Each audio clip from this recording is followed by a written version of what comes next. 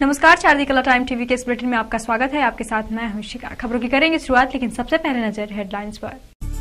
आदर्श घोटाले मामले में हाईकोर्ट ने दायर याचिका में सीबीआई के हल्फनामे पर उठाया सवाल। सहकारिता मंत्री पाटिल पर फेंकी गई स्याही, धनगर समाज आंदोलन हुआ अग। प्रधानमंत्री नरेंद्र मोदी का बयान, वोट बैंक की राजनीति नहीं छोड़ रही है कांग्रेस, हमसे मांग रही है 60 दिनों का हिसाब। और फ्रीडम विदर्भ संस्था की ओर से विदर्भ को अलग राज्य का दर्जा देने की मांग, लोगों ने की भूख हड़ताल। आदर्श घोटाले में पूर्व मुख्यमंत्री अशोक चौहान के रिश्तेदारों समेत 4 बड़ी हस्तियों ने धोखाधड़ी करके फ्लैट हासिल किए हैं। फिर भी सीबीआई ने उन्हें आरोपी नहीं बनाया। आपको बता दें कि यह आरोप सीबीआई की ओर से बॉम्बे हाई कोर्ट में दायर हल्फनामे के जवाब में एक जनहित याचिका दायर करने वाले याचिकाकर्ता ने लगाया है। याचिका में चौहान व धोखाधड़ी करके फ्लैट अर्जित करने वाले 4 लोगों के खिलाफ मुकदमा चलाने की मांग की गई है। हाई कोर्ट में दायर प्रति जवाब में याचिकाकर्ता केतन तिरोडकर ने सीबीआई के हल्फनामे पर सवाल उठाए। साथ ही कहा कि सीबीआई ने अपने हल्फनामे में इन 4 के खिलाफ कार्रवाई के लिए क्यों लिखा है, इन 4 को सीबीआई ने आरोपी क्यों नहीं बनाया। न्यायमूर्ति पीवी हरदास व न्यायमूर्ति अनुजा प्रभुदेसाई ने तिरोडकर के इस प्रति जवाब पर अपना पक्ष रखने के लिए सीबीआई को 2 सप्ताह का समय देते हुए मामले की सुनवाई स्थगित कर दी। मेट्रो रेल परियोजना की प्रधानमंत्री नरेंद्र मोदी के हाथों 21 अगस्त को उद्घाटन की चर्चा तेज हो गई है, पर परियोजना की मंजूरी के संदर्भ में नोडल एजेंसी नागपुर सुधार प्रन्यास को अब तक किसी भी प्रकार का पत्र नहीं मिला है।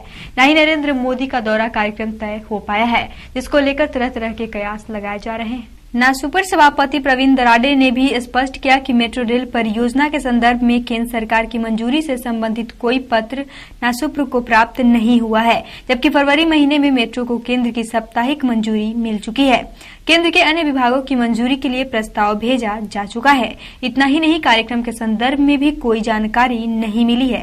गौरतलब है कि दिल्ली मेट्रो रेल कॉरपोरेशन ने नागपुर मेट्रो रेल परियोजना का विस्तृत रिपोर्ट तैयार किया गया है। वहीं निवासी उप जिलाधिकारी प्रवीण महाजन ने बताया कि सभी वीवीआईपी के दौरे के संदर्भ में जिला प्रशासन व संबंधित विभागों को जानकारी कुछ दिन पहले ही दी जाती है। फिलहाल कोई जानकारी नहीं है। कल क्रांति दिवस नागपुर स्थित शहीद चौक पर सुबह 8 बजे मनाया गया। आपको बता दें कि इसमें शहर कांग्रेस अध्यक्ष विकास ठाकरे, शहर महिला अध्यक्ष आभा पांडे के साथ बीजेपी नगर पालिका के उप महापौर जैतून बी अंसारी भी शामिल हुए। नागपुर में प्लास्टिक मुक्त शहर अभियान चलाया गया। वहीं इस अभियान के अंतर्गत नागपुर शहर के विद्यार्थियों के सहयोग से कचरा मुक्त करने का प्रण लिया गया। इस अभियान में कई सारे संस्थाओं के द्वारा सहयोग किया गया। जो प्लास्टिक नागपुर शहर प्लास्टिक मुक्त शहर होने का जो एक प्रयास ये संस्था के द्वारा महानगर पालिका ने उठाया है, तो मैं ये संस्थाओं का अभिनंदन करती हूँ। ये सागर मित्र संस्था, लोटस कल्चरल स्पोर्टिंग एसोसिएशन और नागपुर शहर का आरोग्य विभाग, इनका मैं मन से और मेरे पूरे प्रभाग के द्वारा इनका अभिनंदन करती हूँ कि ये अच्छा काम उन्होंने हाथ में लिया है। और स्कूल में अभी हमारे स्कूल में ये प्रोग्राम हुआ है और विद्यार्थियों ने बहुत अच्छा प्रतिसाद दिया है। बहुत सारे प्लास्टिक उन्होंने उनको कुछ भी काम करने में विद्यार्थियों को जो एक खुशी रहती है।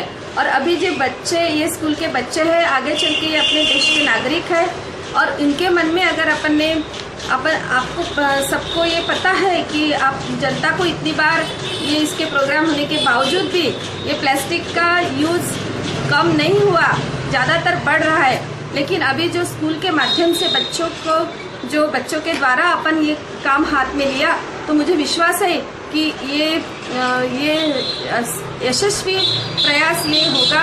और बच्चों ने जो प्रतिसाद आज दिया है, भर के प्लास्टिक उन्होंने इकट्ठा करके आज इसमें सहयोग दिया है। और आपल्या शाळेतले नाही दुसऱ्या शाळेत जाणारे पोरं आहेत, ते म्हणतील अरे हे कोणतं काम करून राहिले बा तुम्ही, हे कशा करता करून राहिले, तर त्यांनाही समजून सांगायचं का तूही कर, तुझ्या शाळेत व्यवस्था असेल तर मी माझ्या शाळेत हे देऊन देईन, तू आपल्या घरी कर। या प्लास्टिकमुळे काय नुकसान होतं, या प्लास्टिकमुळे काय गोंधळ होणार आहे। फ्रीडम विदर्भ संस्था की ओर से विदर्भ को अलग राज्य का दर्जा देने की मांग सरकार से की जा रही है, जिसको लेकर फ्रीडम विदर्भ संस्था के लोगों ने नागपुर स्थित वैरायटी चौक से महात्मा गांधी का आशीर्वाद लेकर मोर्चा निकाला और 1 दिन का भूख हड़ताल रखा। नागपुर स्थित फ्रीडम विदर्भ संस्था की ओर से विदर्भ को अलग राज्य का दर्जा देने की मांग की जा रही है। इसको लेकर फ्रीडम विदर्भ संस्था के लोगों ने नागपुर स्थित वैरायटी चौक से मोर्चा निकाली। यह मोर्चा सुबह 9:30 बजे महात्मा गांधी के आशीर्वाद के साथ शुरू की गई। आपको बता दें कि यह मोर्चा वैरायटी चौक से संविधान कार्यालय पहुंचा, जहां लोगों ने डॉक्टर बाबा साहेब अम्बेडकर का दर्शन कर एक दिन का भूख हड़ताल रखा। पूरी घटना की बात करें तो 1965 में कांग्रेस ने विदर्भ को अलग राज्य का दर्जा देने का प्रस्ताव पास किया था और भाजपा ने भी इस प्रस्ताव को भुवनेश्वर अधिवेशन में पारित किया था। वहीं बाला साहेब ठाकरे ने गठबंधन के दौरान कहा था कि अगर विदर्भ का विकास 2 सालों में सही नहीं होता तो विदर्भ को अलग राज्य का दर्जा दिया जाएगा, लेकिन ये प्रस्ताव अभी तक पास नहीं किया गया है, जिसे लेकर लोगों ने मोर्चा निकाला। मोर्चा निकाल रहे, रैली निकाल रहे, लेकिन आज प्रशासन को आवाज भेज के परेशान हो गए, लेकिन उसके बाद भी उसके बारे में कोई सुनवाई नहीं हो रही है। आज जैसा कि मोर्चा निकाला गया, क्या बोलते मेरा विदर्भ के लिए सिर्फ इतना ही कहना है कि विदर्भ के जितने भी युवा है वो आकर के हमसे जुड़े। हमारे इस आंदोलन को और मजबूती देने के लिए हमें ताकत की जरूरत है। जब तक युवा इस फील्ड में आएंगे नहीं, तब तक हम लोग उन लोगों से अपनी मांग को पूरी करवा के नहीं ले पाएंगे। शिवसेना प्रमुख सुप्रीमो बाला साहब ठाकरे ने यह बात कही थी कि युति की सरकार आने पर 2 साल के अंदर यदि अगर मैं विदर्भ का विकास नहीं करके दे पाया तो विदर्भ का समर्थन करने के लिए मैं खुद खड़ा रहूंगा। आज वो हमारे बीच में नहीं है, लेकिन शिवसेना प्रमुख जो अभी हमारे उद्धव साहब ठाकरे, उन्होंने अपने पिताजी के वचन को ध्यान में रखते हुए हमारे विदर्भ को अलग करके देने की मांग को पूरा करके देना चाहिए। यदि अगर शिवसेना हमारे विदर्भ को अलग ना करके दे पा रही हो तो हम शिवसेना के समर्थन में कभी नहीं खड़े रहेंगे। आज आप लोगों के सामने कितने संगठन है जो आपके साथ खड़े होकर विदर्भ को लेकर मांग रहे हैं? इस आज के आंदोलन में हमारे साथ विदर्भ जनता पक्ष, रोजगार संगठन, फॉरवर्ड ब्लॉक और hardware dealer association, chemist association, Hindu राष्ट्र रक्षा वाहिनी आदि संगठन जुड़ चुके हैं और हम फ्रीडम विदर्भ यह पूरी तरह से अराजकीय संगठन है। आपने जैसा देखे होंगे कि हमारे स्टेज पर अलग अलग विदर्भवादी गटों के लोग भी यहाँ पर आए हैं और समाजवादी नेता के भी लोग आए हैं। भाऊ जामनराव धोटे जो कट्टर विदर्भवादी है वो भी हमसे जुड़ चुके हैं।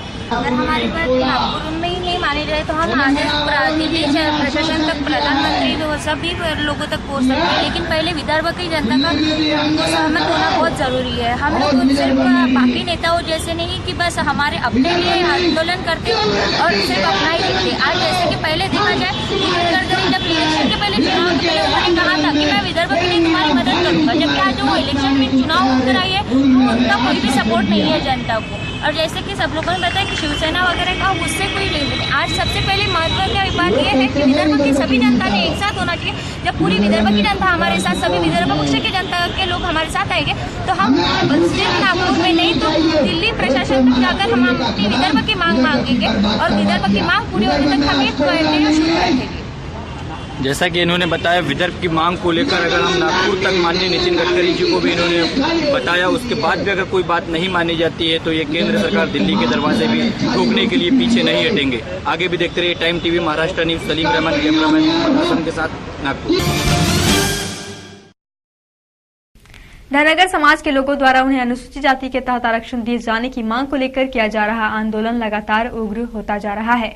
आपको बता दें कि शुक्रवार को पुणे के इंदापुर तहसील स्थित भिगवण तहसील में 4 से 5 आंदोलनकारी युवकों ने सहकारिता मंत्री हर्षवर्धन पाटिल पर स्याही फेंक दी। घटना को लेकर पुलिस ने 3 युवकों को हिरासत में लिया है। वहीं सहकारिता मंत्री पाटिल ने आरोप लगाया है कि उन पर स्याही नहीं बल्कि केमिकल फेंका गया है।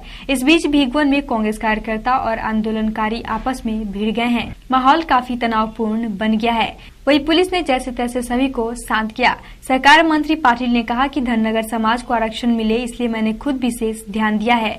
जनतंत्र के माध्यम से आंदोलन करने का हक सभी को है, लेकिन इस तरह के हमले होते तो सार्वजनिक जीवन में किस तरह अपनी जिम्मेदारियों को पूरा कर सकते हैं। वही कहा जा रहा है कि सहकारिता मंत्री पाटिल पर हुआ यह हमला पूर्व नियोजित था, इसलिए इसकी जाँच होनी चाहिए। कल शाम वागोली की मार्केट लोगों से भरी देखने को मिली। हर तरफ महिलाएं अपने भाइयों के लिए राखियां खरीदती नजर आईं। सारे दुकान रंग बिरंगी राखियों से सजे नजर आ रहे थे, जिसमें 10 रुपए से लेकर 1000 रुपए तक की राखियां देखने को मिली। भारतीय जनता पार्टी राष्ट्रीय परिषद के 1 दिवसीय अधिवेशन में प्रधानमंत्री नरेंद्र मोदी ने कांग्रेस पर हमला करते हुए कहा कि जो 60 सालों में कुछ नहीं कर सके वो हमसे 60 दिन का हिसाब मांग रहे हैं। वहीं उन्होंने कांग्रेस पर गरीबों के साथ धोखा करने का आरोप लगाया है और कहा कि कांग्रेस करारी हार के बाद भी वोट बैंक की राजनीति नहीं छोड़ रही। मोदी ने अपने संबोधन की शुरुआत करते हुए कहा कि 9 अगस्त क्रांति दिवस है, आजादी की जंग में जीवन आहूत करने वालों को नमन करने का दिन है। 2014 के लोकसभा चुनाव के बाद यह संगठन का राष्ट्रीय स्तर पर प्रथम अधिवेशन था। वहीं उन्होंने कहा कि 2014 के लोकसभा चुनाव के बाद यह संगठन का राष्ट्रीय स्तर पर प्रथम अधिवेशन है। इन चुनावों के लिए राजनाथ सिंह भाजपा की टीम के कैप्टन थे और इनके नेतृत्व में पार्टी ने विजय प्राप्त की है। वहीं पीएम मोदी ने कहा, मुझे आशा थी कि हम चुनाव में 300 सीटें जीतेंगे क्योंकि जनता भी चाहती थी कि कोई मांगने वाला भी तो आना चाहिए। इसी के अनुरूप देश की जनता ने चुनाव में उत्तम कर्तव्य निभाया है। उन्होंने कहा कि अब हमारी बारी है। मैं दिल्ली से अनजान इंसान पिछले 2 महीनों के अनुभव से कहता हूं कि देश की जनता की आशा और आकांक्षाओं को भली भांति हम पूरा करेंगे। आशा कार्यकर्ताओं ने निकाला मोर्चा। आपको बता दें कि उस्मानाबाद में आशा कार्यकर्ताओं ने यह मोर्चा निकाला। वहीं अपनी विभिन्न मांगों को पूरा करने के लिए इनके द्वारा यह मोर्चा निकाला गया। आशा कामगार संघटनेचा जिल्हाधिकारी कार्यालयावर मोर्चा आणलेला आहे। या मोर्चामधील ज्या मागण्या आहेत ते मागण्याचं निवेदन आम्ही जिल्हाधिकारी यांच्याकडे सादर केलेलं आहे। जवळजवळ 4 ते 5 वर्षापासून आशा व गटप्रवर्तक या ठिकाणी आरोग्याच्या प्रश्नावर काम करतात। वाडी वस्त्यावर जाऊन सर्वसामान्य माणसाचं दुखणं जाणून घेतात आणि त्याला सेवा देण्याचं काम करतात। परंतु या आशा शासनाच्या विविध मोबदल्यापासून, अनुदानापासून, पगारीपासून वंचित आहेत। अशा आशांना न्याय मिळण्यासाठी या ठिकाणी आम्ही आज आलेलो आहोत। जिल्हाधिकाऱ्यांनी निवेदन दिलेले आहेत। या आम्ही मागण्या केलेल्या आहेत। आशांना आणि गटप्रवर्तकांना कायमस्वरूपी सामावून घ्यावं। त्यांना महागाई निर्देशकानुसार आज जी मोबदला दिला जातोय त्या मोबदल्यावर चौपट वाढ करावी।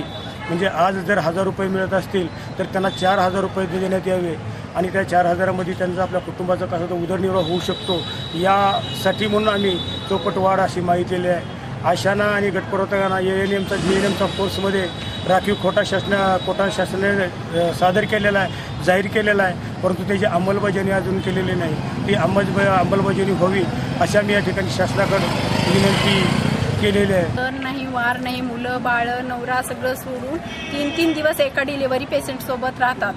तर तिथेही आम्हाला सन्मानाची वागणूक दिली जात नाही। ती आम्हाला सन्मानाची वागणूक दिली जावी याबद्दल आम्ही शासनाला कळवलेलं आहे।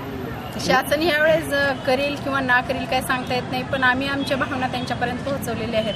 3-3, 4-4 दिवस राहून सुद्धा ग्रामसेवक आम्हाला त्यांचे रहिवाशी प्रमाणपत्र देत नाहीत, त्याच्यावर DRDचा नंबर देत नाहीत, आमच्या वसुल्या थांबलेल्या आहेत असं सांगतात। मग आम्हाला खूप कठीण परिस्थितीतून आम्हाला ही काम करून मोबदला काय मिळतोय तर फक्त 150 रुपये। मग याच्यावर आम्ही कसा उदरनिर्वाह करायचा? आम्हाला 5 वर्ष काम करतोय तर फक्त 2 साड्या दिल्यात। त्या 2 साड्यात 5 वर्ष कलेक्टरची बायको तरी नेसती का?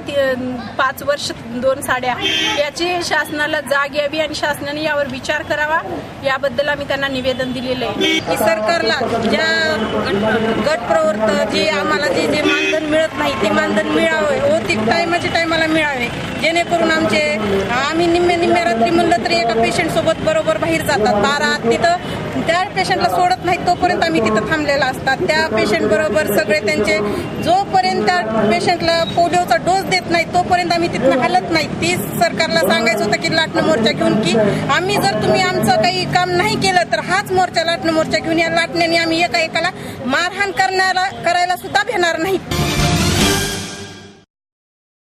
हमारे इस बुलेटिन में फिलहाल इतना ही। हमें दीजिए इजाजत। नमस्कार।